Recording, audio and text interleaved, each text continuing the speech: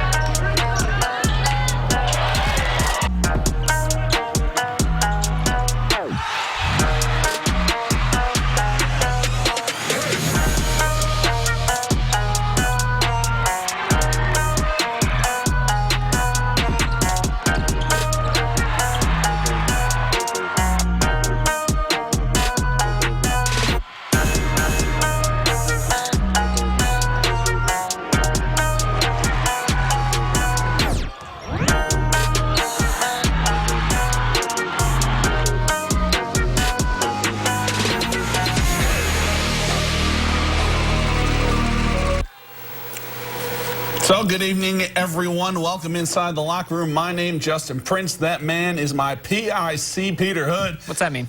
Partner in crime. Merry Christmas to all of you out there watching tonight. It's a little early, though. Before I read this, I just want all of you to know I didn't write it. This is his work. 'Twas the week before Christmas, and all through the state, every high school hooper was stirring with hopes that St. Bucket soon would be here. And while you were nestled all snug in the stands, visions of basketballs bouncing danced in our heads, and on the courts arose such a clatter as SAC doubleheaders were the matter. Again, he wrote that, not me. It was good, right? We begin those SAC doubleheaders on the southwest side tonight. Luke Goody and Homestead taking on Bishop Luers. It was a tight game when we picked this one up in the fourth. Spartans trying to pull away. Grant Simmons hits the corner three. He had 21. Sparty goes up 8. Luers, they're trying to hang on in this one. Nick Thompson, tray ball for himself that cuts the deficit back to 5. And then Thompson playing some defense, gets the steal, finds Jalen Causey for the fast break layup. But it was just too much. Homestead tonight. Alec Grinsfelder hit him with the Euro step, young fella. He finished with 11 points. And then Grinsfelder, well, he can't finish at the rim. Luke Goody, he's pretty good. He can finish, though. He gets the follow to go. Finishes with a game-high 23. Spartans win this one 68-57. So they're still undefeated in the SAC. Yes. Both of these teams were coming into the night. One of them is going to lose. One of them is going to win. So Carroll Wayne, here we go. Early on in the game, Chargers getting the ball down low to Ryan Preston. That's an easy bunny for 2. On the Generals' next trip down the floor, Michael Redding. Can't let him have those. Too easy for him. Brings things square. A little bit later on, it's the Striker to Preston connection again. This time, knocks down the 3 to put the Chargers ahead by 3. Wayne, though, they're hanging around, not going away. Off to a good start this year under Coach Pickens. Jaquan Kaiser able to send his defender to the floor. Able to bring the Generals within 1, but the Chargers just too much tonight. Striker strips it, and he says, I got it. I got it, guys. That's a top play nominee, potentially. 63-34. Carroll rolls in this one. Just a quick trip across the north side of town. Northrop hosting Southside. And this game back and forth all night. Southside down 8. Good ball movement on the perimeter. Cameron Mitchell gets the layup to go high off the glass, and that brings them within 6. Bruins would respond. Nick Haynes, the kick out to Kamani Smith. Sends an Archer flying, drains the long 2 for his squad. And then next trip down the floor for the Archers, Ashton Johnson giving his defender a little shimmy shake. Gets to the lane, hoop and harm. And 1. Drain the free throw that pulls the Archers within 5. Northrop cancels it out, though. Haynes, the ball on the wing, drills the long distance 3. Southside would mount a comeback late, though. Austin Jordan, 3 more for the Archers. They go on to beat the Bruins 55-53 in a tight one-year final tonight. Over at Baihei Arena, Northside honoring their legendary former head coach who died earlier this week. Baihei's Legends hosting Snyder tonight, and Panthers wasted no time putting their foot on the gas pedal. Northside was in a zone. Problem with that is, Prince, Panthers have shooters. John Barnes, he's one of them. You saw him bury the 3. Then it's Kyle Farnsworth. He's definitely not a guy you want to leave wide open. Just like that, it's 6-0 Snyder, and they were just getting started. Later in the first quarter, let's test the old elevation here for Michael Ealy. Looks pretty good. Think the bunnies worked just fine there, and if you don't believe me, if that dunk wasn't evidence enough, here's another one for you. Just moments later, game high 23 for Ealy. Panthers pour it on, 101-70. Final boys stop in the SAC comes inside the cage at Concordia. We know that guy. Former Mad Ant Ron Howard in the house for this one, and Howard had to appreciate this move from Brendan Lytle. Loses his defender with the spin. Nice touch on the finish, all tied at 21 late in the second. Other end, Cadets crashing the offensive glass. Luke Newhouse gets a wide open three, and Concordia takes a 4-point lead at recess. Tug-of-war contest between the two student sections at halftime, and the tug-of-war continued on the court in the third quarter. Lytle trying to keep his team in this one, bangs the corner three, but his squad would fall just short tonight. Jaron Kindig answers with a triple of his own. Hey, wake up, there's a basketball game. Answers with a triple of his own. Concordia. He's tired, man. Finals week, you know. Well, we got good basketball. That's Concordia wins 49-48. All right, so New Haven. Good 88 showdown here as the Bulldogs play host to Belmont tonight. Early scoring from the home team. Donovan Lewis, he gets buckets. He's pretty good. Gets the three to drop, 3 of his 12 on the night. Couple plays later, Belmont's Brock Hamilton. Nice name and a nice shot. Knocks down the triple from the top of the key.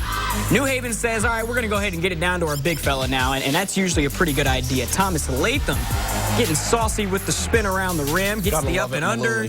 Smooth two of his 14 points. Belmont trying to hang around. That's Nick Ellsworth on the mid-range. And then the Braves able to beat the full-court press with a couple pretty passes here, but it's not enough. New Haven wins this one by 10, 59-49. Next boys stop comes down in Ossian at the Castle. Will Geiger in Norwell opening NE8 play against DeKalb. Barons gave them everything they could handle, like Connor Penrod, lefty baseline hook. Later on, Caleb Nixon, 3-ball from the right side, and the Barons, they take an early 5-point lead, and they weren't done. Cole Richmond is going to get the kind bounce on the opposing rims from deep. That puts DeKalb up 8 early in this one, but Norwell would hang right there. Will Geiger says, hey, if you're going to give it to me, I'll take it. And then Drew Federspiel's short jumper for him as well. Norwell pulls within 4 after a quarter.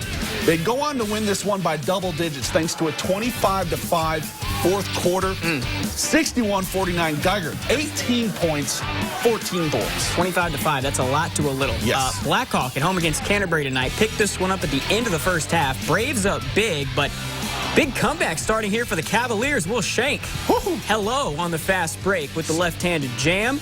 And some good ball movement from the Cavs. Inside out leads to a wide-open 3 from Noah Drapala. You can count that. Shank's not done either. Here in a second, he's going to walk into a 3-ball to make this a 4-point game. Will Shank, one of my favorite players to watch in the area. Love watching that dude ball. Blackhawk, they struggled to end the half. Almost got a sick alley-oop to go. Turnovers cost them, and a buzzer-beater 3 to end the half by Max Pasco makes it a 1-point game. Blackhawks scored a lot tonight. Unfortunately, just not while we were there. They win this game easily. They pull away in the second half, 74-53.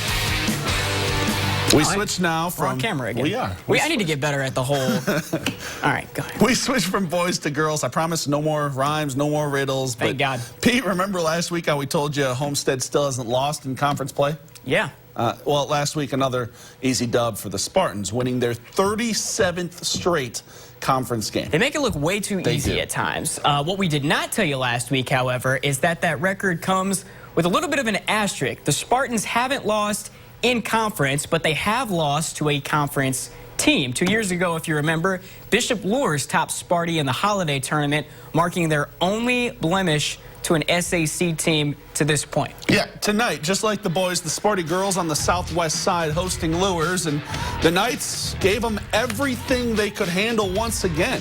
Up 5 in the third, Lydia Reinbold hits the long deuce, and Luers goes up 7, Pete. Well coached, man. Yeah, Homestead, they're good, though. They would not be phased. Riley Parker dribbles into the short jumper. She had 11. Where did their defender go? It's a 1-point game after 3. No one knows. These two teams kept going at it in the fourth. Sydney Graber, 3-ball, gives the Spartans a 3-point cushion. Other end, back to a 2-point game. Delaney Bailey, bucket down low, ties things back up. The Lures never able to retake the lead.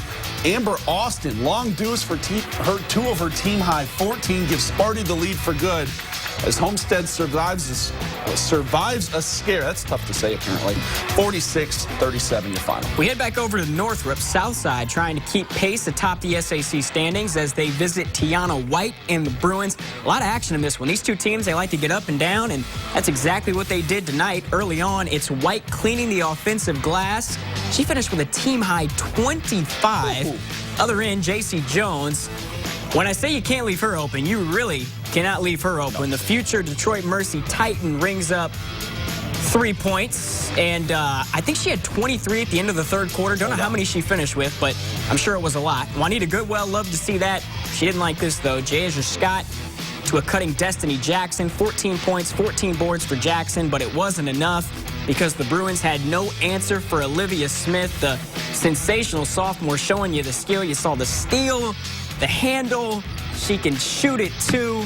Smooth from Smith. The Archers pull away in the second half, 78-60. Back out at Charger Fieldhouse, game one of the night, saw the Lady Chargers hosting Wayne as well. Carroll came out charging in the second half. Sanaya Jackson drives down the floor, able to find Olivia Hepner. Hepner gets the layup to go. Generals respond, though. Good ball movement from the girls at Wayne here. Shiara Alexander finds Shabrea O'Quinn down in the post. She lays it in for two for the Generals. Another good heads-up play here. They gather the loose ball. I love the hustle. I do, too. You love to see that. Amelia Diaz Buckets. pops in the three, but a little bit later on, Chargers showing out they can move the ball, too. Brooke Pocock, nothing but net from deep. And then a few plays later, Jasmine Anderson from up top. The rainbow shot goes in. Lady Chargers, they roll 66-32, your final over Wayne. That Caleb Saylor hadn't shot basketball all year, and look how smooth those highlights are. Speaking of smooth, look at this guy. Mr. Mad Ant in the building tonight, taking in the Cadettes versus the Bishop Dwenger Saints. He saw a good one. Second quarter, Shantice Craig, she's too strong. She's good. And won. 2 of her team-high 12 on the night. Cadets go up 7, but the Saints make a run just before halftime. On the break, Rachel McCarthy finds Kayliana Hamill for the easy deuce. All knotted at 23s heading into the half. And BD takes control coming out of the locker room. Cecilia Garrett spotting up, knocking down the jumper from the corner. You think her dad taught her that one? I think he did. Think JG can shoot a little bit? I think so. That gives the Saints the lead, but Concordia gets the last laugh off the inbound. Strong take from Rhea Kaczynski. Hoop plus the harm. Cadets go on to win a low-scoring affair, 43-40. We wrap up our high school hoops coverage at Northside. Snyder Panthers paying the Legends a visit. Picked this one up late in the third. Snyder in firm control, long outlet pass, easy bucket for Lene Palmer. Panthers go up 40 after 3 in the fourth. Northside showing some fight. Strong move and finish from Jashanik Brooks. Moments later, why not give it to her again? This time, Brooks draws the defense. Russell Westbrook finds why not? Wide open Jasmine Chambers for a pair. Northside making a little run late. Hey there, kid. Hey.